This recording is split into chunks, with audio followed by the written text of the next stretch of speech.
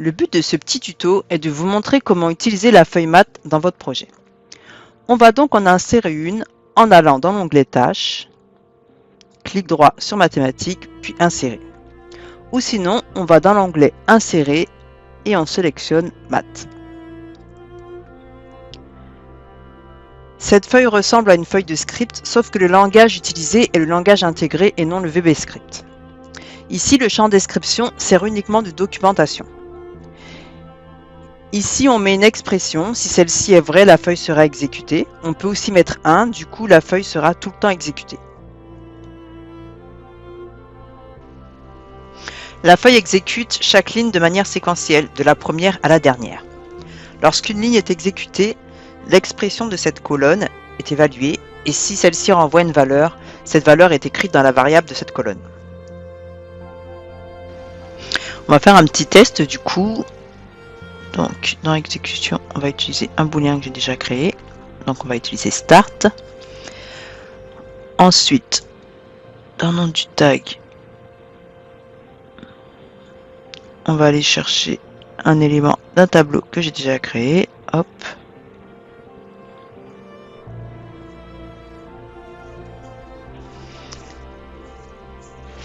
Ici, on va lui mettre par exemple la valeur 20. Pour le test, on va enregistrer ça. Hop.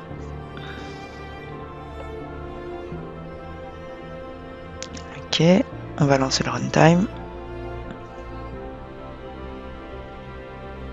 Si j'appuie sur Start, on a bien 20 qui est affecté à notre premier élément de notre tableau. On va poursuivre le test. On va par exemple cette fois-ci utiliser un autre élément du tableau. Hop.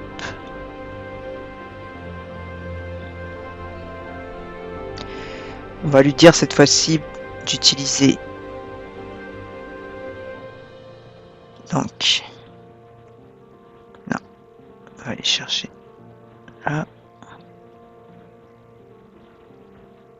Ok. Plus 10. Donc ils peuvent être indépendants ou ils peuvent dépendre les uns des autres. Ça c'est au choix. Ok.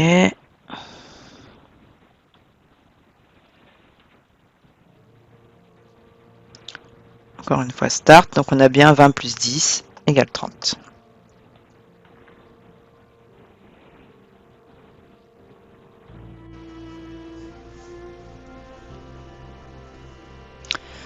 On peut même ajouter des commentaires pour aérer ou améliorer la compréhension du programme ou même laisser des lignes vides. Donc là, je peux directement, non, c'est pas ce que je voulais faire, mettre un commentaire. Par la suite, je vais mettre une condition. Hop.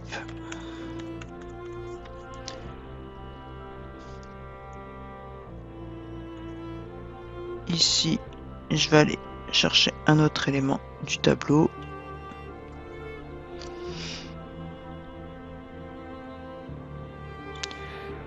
Par exemple, deuxième élément. Je vais lui mettre une condition. Donc un if par exemple. On va mettre si tab int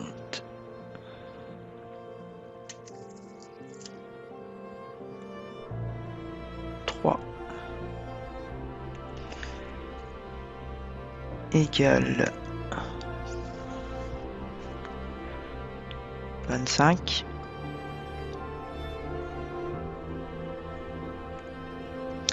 Si oui,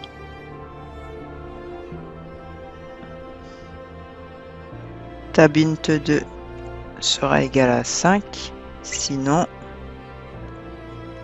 sera égal à 10.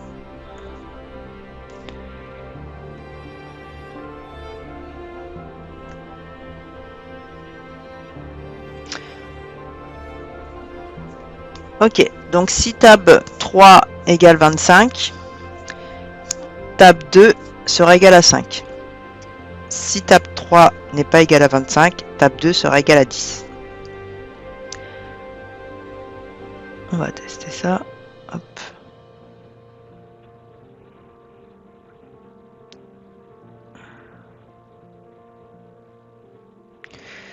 Je lance le runtime. Donc, tab 3 n'est pas égal à 25. On va lancer notre start.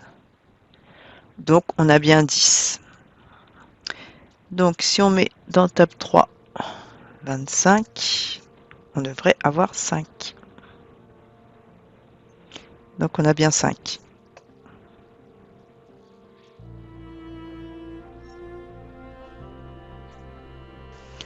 Pour contrôler votre programme, vous pouvez aussi utiliser la structure GoToLabel, et cela uniquement dans les feuilles de maths.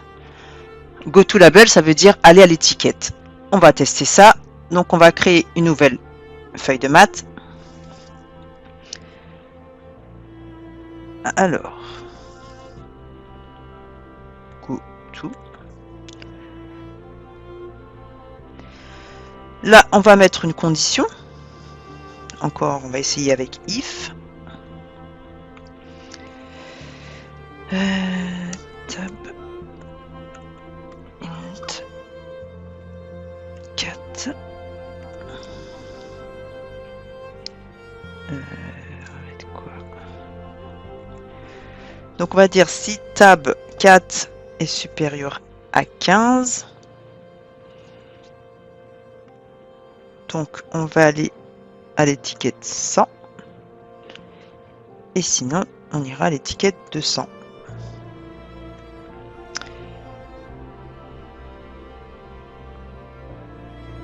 Alors, label.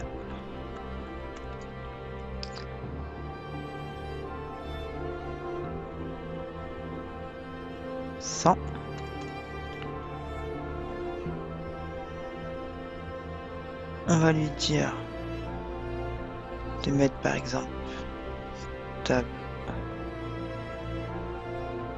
5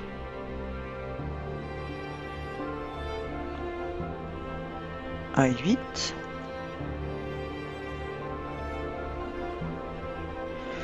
On va lui dire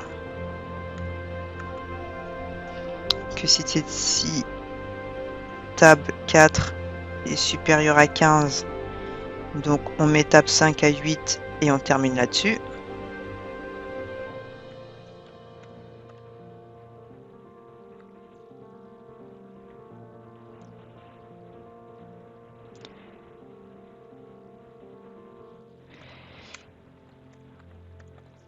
Ici on va mettre label 200. On va mettre du coup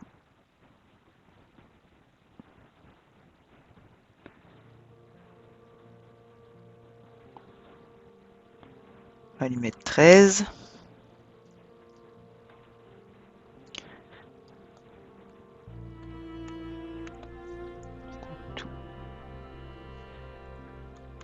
And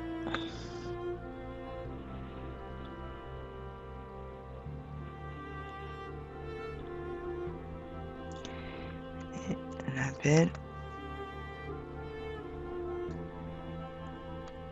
and. Voilà, donc alors si tab 4 est supérieur à 15, on aura tab 5 égale 8, sinon tab 5 sera égal à 13. On va vérifier. Alors déjà, on va mettre la condition d'exécution. On va utiliser un autre booléen pour le GoTo. Ici. C'est parfait. Ok.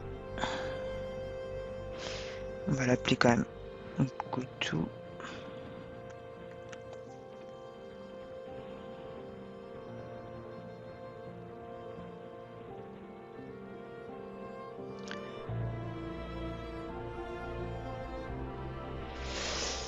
Alors, on va faire un GoTo.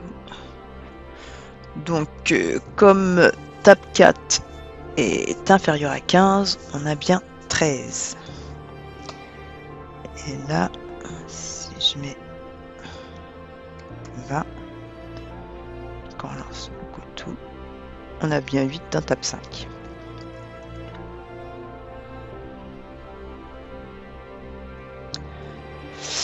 Alors les valeurs de GoTo doivent être des chaînes de caractères, ou sinon elles seront automatiquement converties en chaînes de caractères. On peut aussi utiliser une boucle for next qui permet d'exécuter de manière répétée une partie de votre feuille de calcul. Attention, celle-ci, comme pour GoTo, ne peut être utilisée que dans la feuille de maths. Là, dans l'exemple que l'on va faire, on va se servir de la boucle pour remplir un tableau avec des valeurs. Donc, on va créer une nouvelle feuille de maths que je vais appeler for next.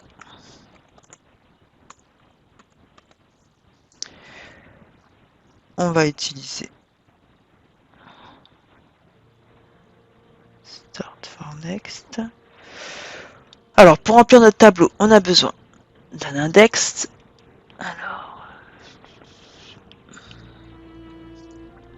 ensuite, on va maintenant utiliser notre boucle for. Donc, la syntaxe, c'est la valeur de départ, donc 0 pour notre index. La valeur finale, donc là, le plus simple, c'est utiliser la taille du tableau.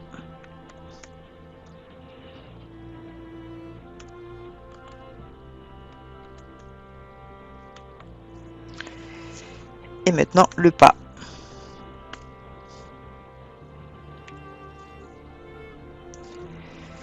Donc maintenant, on va se servir d'index.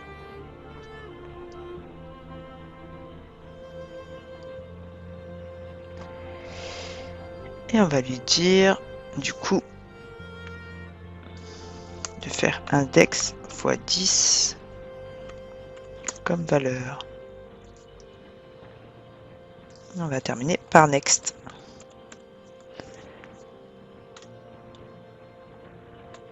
On enregistre. OK. Maintenant, on va lancer notre runtime. For next. Et on a bien 0,10. Le 10 en 10. C'est ce qu'on voulait obtenir.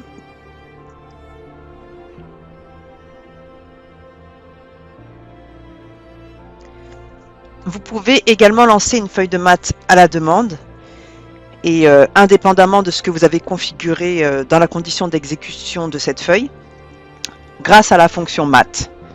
Mais attention, il faut utiliser cette fonction avec précaution car quand une feuille de maths est exécutée, elle va jusqu'au bout. Donc la fonction en cours est mise en attente. Donc précaution. Donc maintenant, on va tester cette fonction. On va ouvrir notre feuille maths.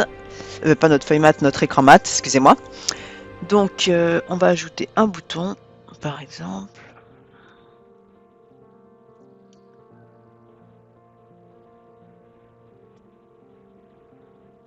On va appeler maths.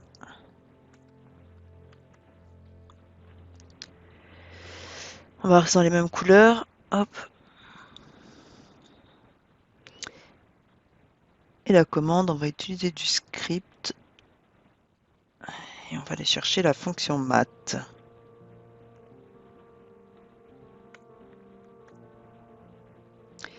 Et entre parenthèses, on met le numéro de la feuille. Donc là, par exemple, je vais mettre